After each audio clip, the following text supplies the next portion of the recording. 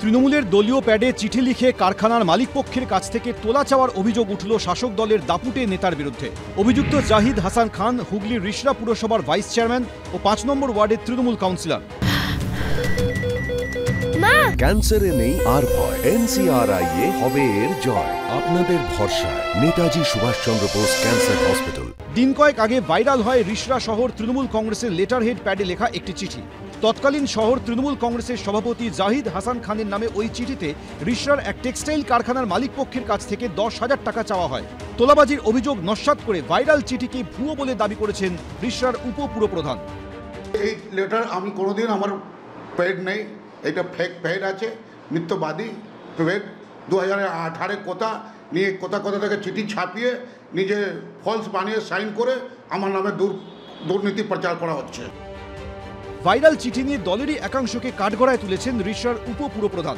তার নিশানায় পাশের ওয়ার্ডের তৃণমূল কাউন্সিলর ও আরামবাগের প্রাক্তন তৃণমূল সাংসদ অপরূপা পোদ্দারের স্বামী। কোনো ডোনেশনে আমি তুলিই না, আমি যা প্রোগ্রাম করে নিজেভাবে করি। কিছু লোক এই লোকসভা ইলেকশনে টিএমসি কাউন্সিলর হয়ে কল্যাণ ব্যানার্জিকে ওই ওয়ার্ড থেকে হারানোর চেষ্টা করেছে। ওই ওয়ার্ড থেকে আমি জিতিয়ে টিএমসিকে দেখিয়ে দিয়েছি, তাই জন্য আমার নামে মিথ্যা প্রচার করছে। এইগুলো দলীয় তদন্ত বিষয় আছে, দল যদি ইনকোয়ারি করে সেটা সঠিক ধরা হবে যে এটা কি আছে না আছে, কেন প্যাড ফ্যাক্টরিতে ব্যবহার করা হয়েছে। যে ভদ্রলোক 30 বছরের কাউন্সিলর, কোনো একটা চিঠি দিয়ে এসে তাকে বদনাম করা হচ্ছে, এটা সম্পূর্ণ বিজেপির চক্রান্ত। কারণ বিজেপি বুঝে গেছে যে বাংলার মাটিতে তাদের কোনো জায়গা নেই। তৃণমূল কংগ্রেস এখানে তাদের সরকারি স্ট্যাম্প, সরকারি লোগো ব্যবহার করে তোলাবাজি করছে। এটা থেকে সরকারি তোলাবাজি ছাড়া আর কিছুই বলতে পারি না।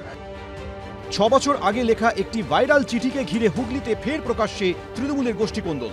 সৌরভ বন্দ্যোপাধ্যায়, এবিপি আনন্দ, হুগলি।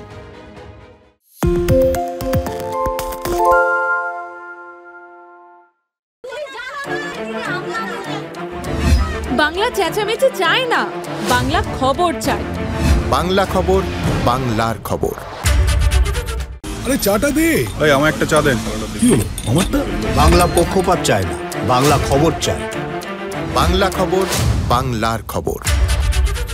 সত্য অন্তহীন, সত্যের খোঁজও তাই, সত্য সন্ধানে তাই আমরা অক্লান্ত, অকুতভয়। এবিপি আনন্দ নতুন ভাবনার প্রতীক, যা মনে মুক্ত, তথ্যে যুক্ত এবং যাবতীয় সীমানার বাঁধন থেকে মুক্ত। সীমা না শব্দটির মধ্যেই লুকিয়ে আছে মানা শব্দটি, যেন চোখ রাঙানি এক অদৃশ্য বেড়াজাল, যা আটকে রাখে আমাদের এক ছোট্ট গণ্ডির মধ্যে। একমাত্র সঠিক খবরই গড়ে তুলবে এক মুক্ত সমাজ। সেই জগৎ গড়ার লক্ষ্যে কোনো সীমানার ঠুকুটি আমরা মানব না। এবিপি আনন্দ এগিয়ে থাকে, এগিয়ে রাখে।